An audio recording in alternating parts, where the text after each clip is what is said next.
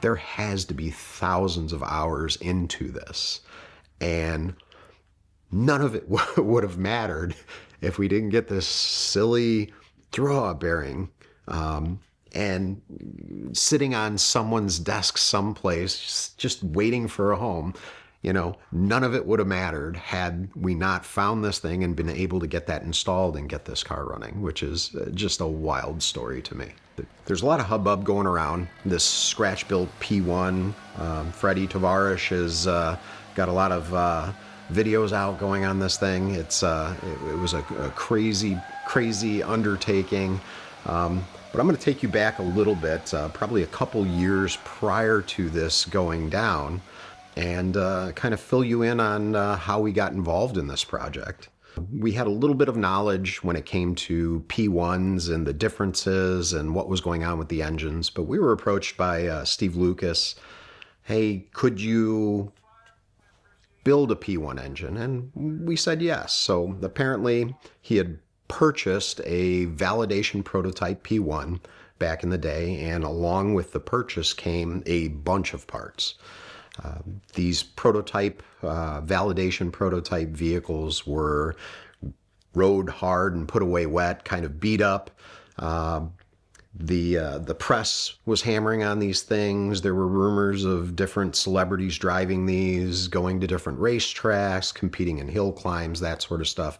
So pretty beat up. However, McLaren wanted to, continue their life, so they were taking these things back, completely rebuilding them, taking the engine, the drivetrain out, suspension off, and updating them to the current spec. Validation prototype is different than a production prototype, which is different than an actual production vehicle. So they were updated, basically reset back to zero, sold to people, but they got to keep all of the original parts. So Steve ended up with this vehicle and then a pile of parts. And, after a while, you're going to stare at these things, you're going to be like, hey, maybe I can make a car out of this, The average person maybe not think. You're talking about a significant investment in time and money that most people can't do. But Steve looked at it and said, hey, let's do something. So he approached us and said, hey, I've got this beat up old tired motor, supposedly had about 40,000 miles on it, transmission, hybrid drive assembly. Would you be interested in giving it a rebuild? We were rapidly establishing ourselves as the place to go for McLaren engine builds at the time, and we said, sure, let's take on this project. Let's give it a try. So the engine, the transmission, the hybrid drive assembly was sent out to us, and we got into it. One of the very first things that we noticed. This is kind of a new setup for us. We're very familiar with 720s, how those work, how everything goes together. But the hybrid drive assembly, we hadn't really spent a lot of time investigating. So we got after this thing. We started taking it apart, taking a look around, seeing what differences were, trying to figure out what needed to be replaced, what could be reused. There was a lot of changes that happened communicating with McLaren.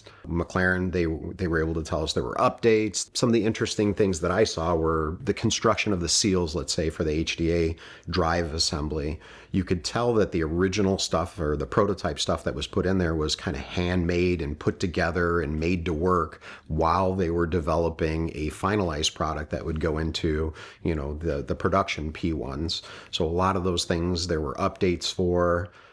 Even those parts, they were having issues with some leaks on the speed tail, the P1s, so there were updates on there. So we were able to buy updated seals. There was, I think, about $5,000 in tooling just to install those seals we had to get a hold of. But one of the biggest things, our biggest challenge was this hybrid drive clutch assembly. So basically the hybrid drive clutch separates the engine from the transmission when the hybrid drive assembly is running the vehicle. So you need to be able to disconnect that power so that the hybrid drive isn't trying to turn the engine over. So this clutch was pretty unique. It was made by Alcon, which was pretty wild. It was a multi-plate clutch assembly. I think there were 3 friction discs in there. and this thing was absolutely smoked. Somebody didn't know how to drive a clutch. I mean, it's not like that because it's all automated, but this thing, I mean, black spots, the steels were miscolored, the frictions were all worn down. I mean, this thing was hammered. So we had to find a replacement for this thing. In addition to that, there's this was probably the hardest thing for us to do, was this hydraulic throwout bearing. So there's a hydraulic throwout bearing that actually actuates the clutch and turns it on and off. There's an automated standalone mechanism on the back of the P1 that basically pushes a clutch pedal, pushes a master cylinder that sends the fluid to this throwout bearing and actuates it. So finding a new one, this old one was just hammered with heat. It was leaking. It was not happy. So actually finding these rare, crazy parts that you need to put this thing back together was a big challenge for us. We happened to, in our phone calls with various McLaren dealerships, we happened to call Chicago McLaren, and they said that, or the service manager said he happened to have a P1 throwout bearing on his desk he was using as a paperweight. It had a little bit of rust on it. He's like, but if you want, I can send it to you. You could see if you could use it. But yeah, that was one of the hardest parts in all of this thing, was trying to come up with something that, back in 2010 or 2011, McLaren was developing. Honestly, I had doubts this thing would ever even get into a car or start. I mean, this was the scope of this project was absolutely massive. So, I knew the work was done right, but I did have my doubts that this thing was actually going to end up in a car and starting at some point. And I guess that's where the story continues. So the McLaren engines are rather unique. There's been a lot of interesting discoveries when it came to the McLaren engines. The block, one of the differences in the block is the fact that it is 100% aluminum. Typically what you'll see in the bottom end of an engine where they're supporting the crankshaft, the main caps go on. If the majority of it is aluminum, you've got some cast iron in the main caps, holding all of that together. Well, McLaren just went for it, and this thing is 100% aluminum. Even, they call it the ladder frame. It's completely enclosed. It's got all 5 main caps, built into it. It's all one piece, the dry sump assembly.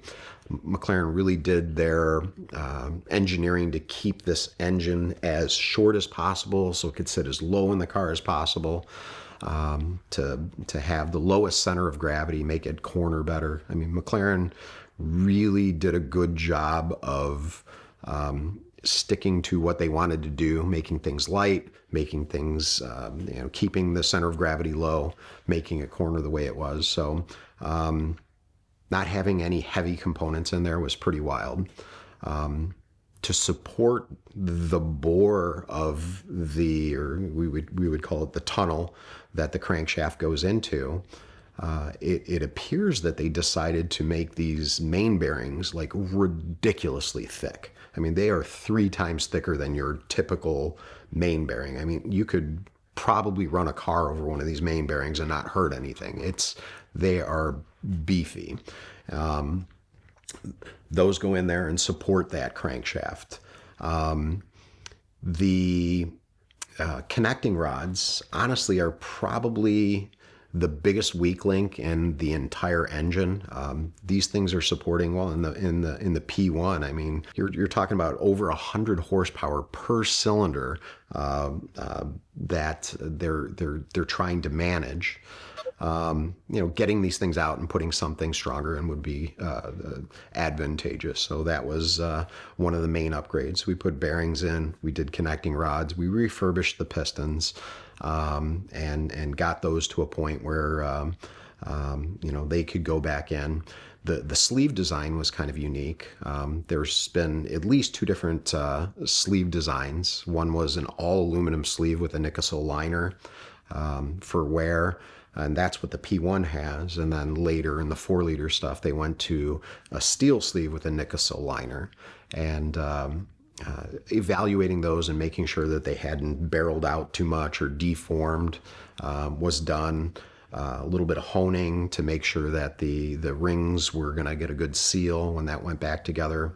Heads, there's plenty of head components that you can get. However, early 12Cs and P1s had a larger exhaust valve, so it was something we had to be cautious about. The P1s and the 12Cs ran extra large exhaust valves, which cut down on the distance between the exhaust valves. The seats, let's say, were very close together. They would get hot. Eventually they revised cooling through there, but they would get hot enough to crack. So then you get a crack between those two exhaust valves, and obviously at that point those heads are scrap. So going through the heads, making sure that that was good, getting any valves that were needed. Fortunately, all those could be ground and brought back to life. Going through and setting the shim, making sure there wasn't too much wear on the finger followers or the camshaft noses. I mean, we've gone through the entire engine and basically brought it back up to spec where it could go together and be good for another 40,000 miles. So we changed some bearing oil clearances for something more power-minded. When McLaren builds stuff, they're building stuff for fuel mileage or specific oil or something along those lines. When we do stuff, we're looking at more power. Weight isn't as much of a constraint. We can add weight and then crank up the boost a quarter of a psi and make up for that. So we change piston ring end gaps to accommodate higher horsepower, higher heat, that sort of stuff. So the engine can basically be rebuilt and put back together. Transmission, there's not a lot you can do with that. Those don't really take too much abuse. You can keep the valve body clean, pull the valve body out and clean up anything that's on there. There's a couple of filters, change the oil. Relatively speaking, the transmissions are fairly robust at this point. Nobody's making enough power to really start hurting those things yet. Nobody has the ability to get into the TCU and turn up pressures or change how harsh it shifts. So we're relatively good there. So the transmission for Steve remained pretty much the same. Hybrid drive assembly was updated, clutch was replaced, engine was completely rebuilt. Everything was married back together and given back to him for them to figure out how they're going to wrap a car around it and make it a run again. For the finished project, the amount of hours that went into this car from start to finish was pretty immense. We found out that McLaren takes 100 people, 800 hours of labor to put a P1 together. So we kind of went into it looking at that.